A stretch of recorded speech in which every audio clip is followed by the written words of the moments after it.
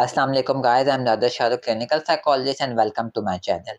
और यहाँ पे हम मेंटल हेल्थ और साइकोलॉजी के डिफरेंट टॉपिक्स के बारे में बात करते हैं।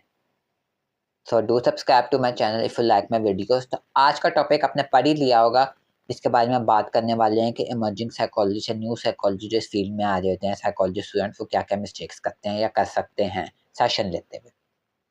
तो psychology mental health field is life long learning. जो नहीं है कि मैं बता रहा हूँ तो मैं बहुत परफेक्ट हूँ और जो देख रहे हैं या जो इमर्जिंग है वो इतने नहीं है।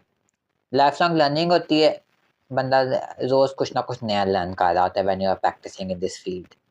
तो कोई भी परफेक्ट नहीं होता इस फील्ड में। तो हम एक दूसरे से ही लर्न करते हैं, अपने सीनियर्स से, और हम इसके बारे में पढ़ते हैं, काम करते हैं।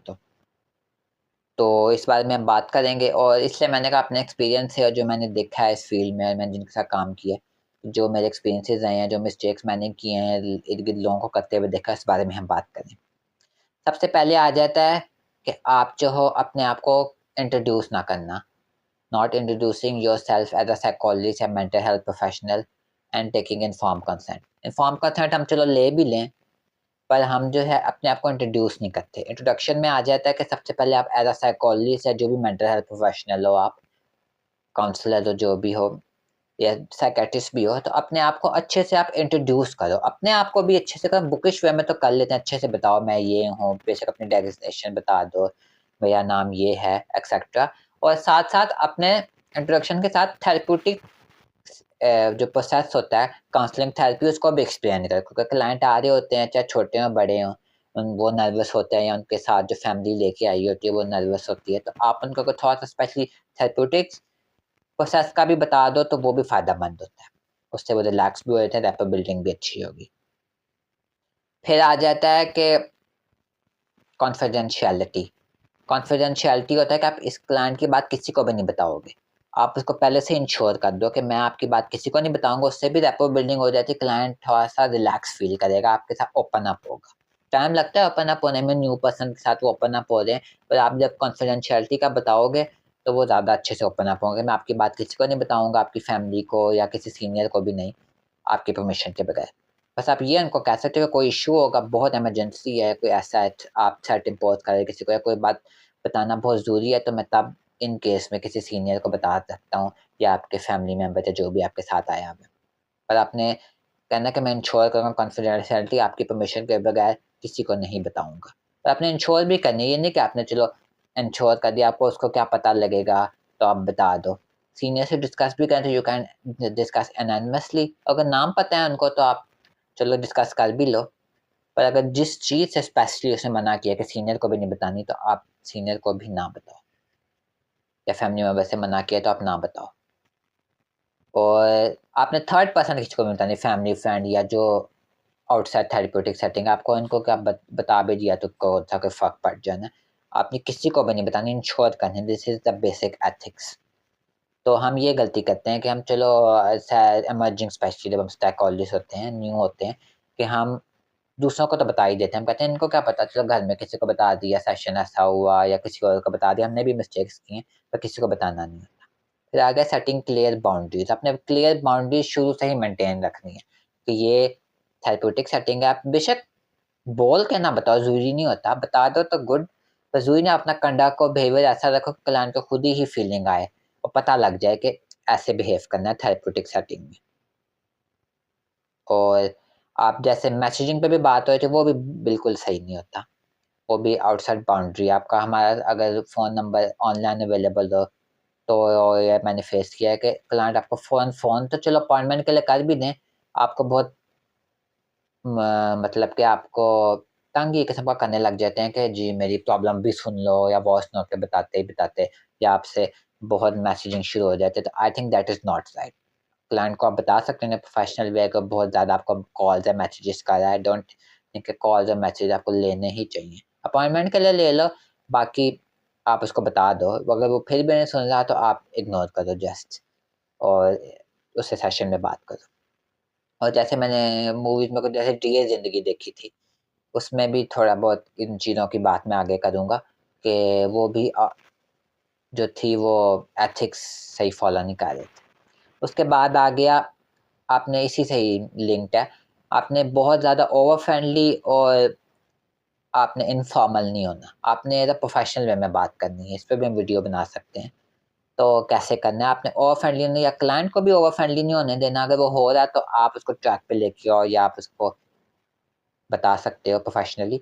पर आपने खुद भी अपना बिहेवियर कंडक्ट कर सकते हैं कि आप बहुत ओवर फ्रेंडली ना हो। स्पेशली हम बातचीत के ज़रिए बात करें तो हम कैरिड अवे हो सकते हैं, स्पेशली हम न्यू हो इस फ़ील्ड में। तो हम बातचीत के ज़रिए बात कर रहे थे तो हम कैरिड अवे हो सकते हैं, ओवर फ्रेंडली, या हम ना भी हो रहे हो तो हमारी इंटेंशन ना भी हो तो गलती से भी हम हो सकते हैं, या हम कैरिड अवे हो जाएँ। तो हम फ्रेंडली बात करें, स्माइल बहुत कर रहे हैं, हँस-हँस के बातें कर रहे हैं, या कोई आउट ऑफ द ट्रैक हो गए। दोनों में से क्लाइंट भी हो सकते हैं, हम भी हो जाते हैं। तो इस पे भी आपको काम करना है, और टाइम टू टाइम इसमें टाइम लगता है, आप हो जाते हो इंशाल्लाह, बेहतरी आ जाती है। फिर उसके बाद आ गया कि आपने जो है हिस्ट्री टेकिंग जो है आपने प्रॉपर्ली लेनी है। कोई लूप होल्स ना हो, क्योंकि लूप होल्स होंगे तो फिर आपको फ़ायदा ही नहीं होगा। जितने अच्छे से आप असेस करोगे, उसमें टेस्टिंग भी आ जाती है, साइकोमेट्रिक्स, वो आप अच्छे से लोगे, हिस्ट्री टेकिंग लोगे तो आपको उतना ही मैनेजमेंट में फ़ायदा होगा। हम ज़्यादा मैनेजमेंट पे फ़ोकस कर रहे हैं, हिस्ट्री टेकिंग को हम कैजुअली ले लेते हैं, स्पेशली हम इमर्जिंग साइकोलॉजिस्ट हो। तो आपने अच्छे से लेनी है, एक-एक पॉइंट आपने जो होती है, demographic, personal, professional, etcetera, relationship history, marital history, और बायोसाइको सोशल स्पिरिचुअल मॉडल ज़रूर अप्लाई करें। और एक और बात मैं कहना चाहूँगा, सेक्सुअल हिस्ट्री आपने लाज़मी पूछनी है। मुझे पता है हमारे टैबू होता है, पर आपने पूछनी है। हमें तो कहा जाता है यूनिवर्सिटी में पूछ लो, क्योंकि उससे भी बहुत आपको चीज़ों का पता लग जाता है। यूँ नहीं कि आपकी हैरेसमेंट हुई है, वो भी हो सकता है, पर आपको क्या, जब प्यूबर्टी आई या आप उस स्टेज में थे, या बचपन में भी आपको इन चीज़ों का कैसे पता लगा, आपने कैसे रिएक्ट किया जब आप में चेंजेज़ आ रही थी। तो इससे भी हमें बहुत पता लगता है कि आपको लाइफ लॉन्ग इफ़ेक्ट तो नहीं आ गया। तो आपने सेक्सुअल हिस्ट्री लाज़मी लेनी है, और आप प्रोफेशनल वे में पूछ सकते हो कि मैं पूछना चाह रहा हूँ आपसे, आप अनकम्फर्टेबल हो सकते हैं, पर ये आपकी बेहतरी के लिए है। और आप जो हो, अगर आप एक और टिप देना चाहूँगा तो मैं अपनी हर वीडियो में क्लाइंट्स को या साइकोलॉजिस्ट को देता हूँ, या जो भी न्यू है, कि अगर आप कन्फ्यूज़ हो तो आप हिस्ट्री टेकिंग के क्वेश्चन रख लो। कभी आप ब्लैंक हो जाते हो, या आप कभी हो सकता है भूल रहे हो, या आप कन्फ्यूज़ हो जाओ, या क्लाइंट ऐसा डिफ़िकल्ट है, तो आप अपने साथ हिस्ट्री टेकिंग के क्वेश्चंस रख लो, ताकि आपको, अगर कन्फ्यूज़ हो रहे हो आप, तो आप उससे पढ़ लो। और मैं कहूँगा कि आप जो हो, एज़ अ मतलब हेडिंग वाइज़ रखो, कि ये डेमोग्राफिक्स हैं, ये पर्सनल हिस्ट्री, ये एजुकेशनल, ये सेक्सुअल, ये मैरिटल, इसमें ये सवाल पूछने का। आप अगर ब्लैंक हो रहे हो, या आप कन्फ्यूज़ हो गए हो, या समझ नहीं आया, तो आपके पास कम से क्वेश्चंस हो, आपका सेशन स्मूथली चला जाए। ये ना हो कि आप भी चुप करके बैठ जाओ तो सेशन और रेपो अफेक्ट हो जाए। फिर आ गया जो सबसे, ये भी मेन पॉइंट है, कि giving too much unsolicited advice या गाइडेंस। क्योंकि हम काउंसलिंग में हम बात कर रहे होते हैं बातचीत के ज़रिए, और क्लाइंट्स भी अपनी प्रॉब्लम्स लेके आए होते हैं, तो आप जो हो, बहुत ज़्यादा एडवाइस देनी नहीं। मैं समझता हूँ कि एडवाइस इतनी देनी नहीं चाहिए। कभी-कभी ज़रूरत पड़ भी जाती है, पर आप क्लाइंट को एम्पावर करो कि वो अपने डिसीजंस खुद ले। वरना आप बहुत एडवाइस करोगे तो क्लाइंट भी आप पे डिपेंडेंट हो जाएगा। आपने उसको प्रॉब्लम सॉल्विंग स्किल्स सिखानी है।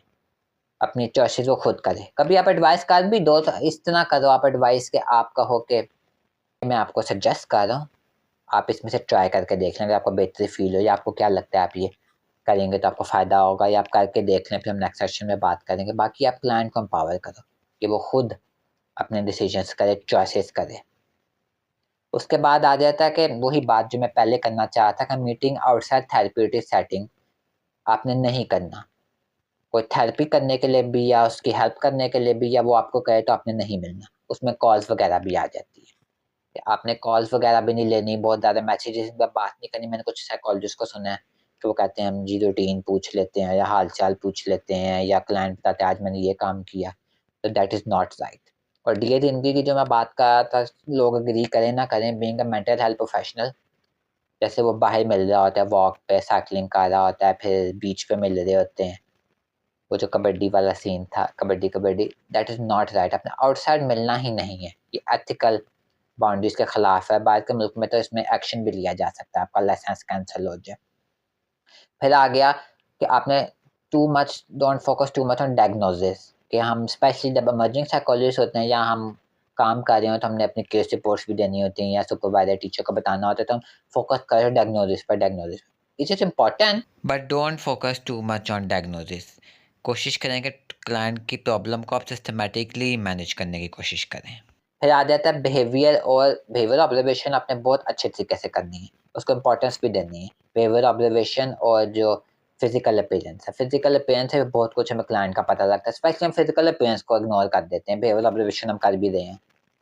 टोन ऑफ वॉइस देख रहे हो, कैसा वो बोल रहा है, कैसे वो सिटिंग पोस्चर था, एक्सेट्रा। तो उसके लिए आप एमएससी ज़रूर पढ़ लें, इसके बारे में भी हम एक वीडियो बना सकते हैं एमएससी पे, वो सारा बिहेवियर ऑब्जर्वेशन में ही आ जाता है।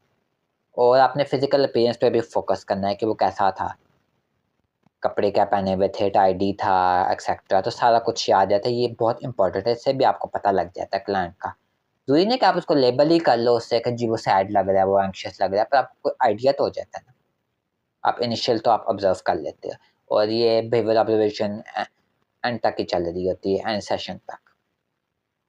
क्योंकि इससे आपको पता लगता है कि वो किस चीज़ पे अटक कर रहा है या बहुत वो नर्वस हो रहा है, तो आपको पता थोड़ा बहुत एज़ अ आइडिया होने लग जाता है। So it is also important behavioral observation and physical appearance।